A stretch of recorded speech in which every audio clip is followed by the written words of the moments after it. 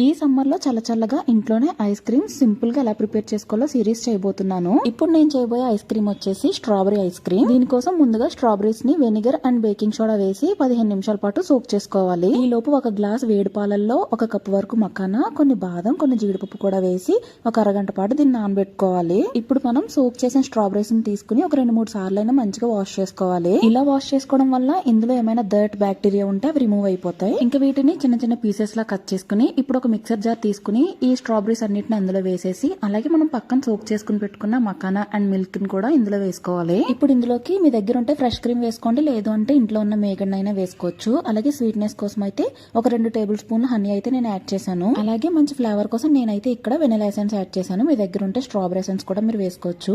తర్వాత దీన్ని మౌల్స్ లో వేసుకుని ఓవర్ నైట్ ఫ్రీజర్ లో పెట్టుకుంటే అంతే, ఎంతో టేస్టీగా ఉండే స్ట్రాబెరీ ఐస్ క్రీమ్ అయితే రెడీ అయిపోయినట్టే. వీడియో నచ్చితే లైక్ చేసి నా ఛానల్ ని ఫాలో చేసేయండి.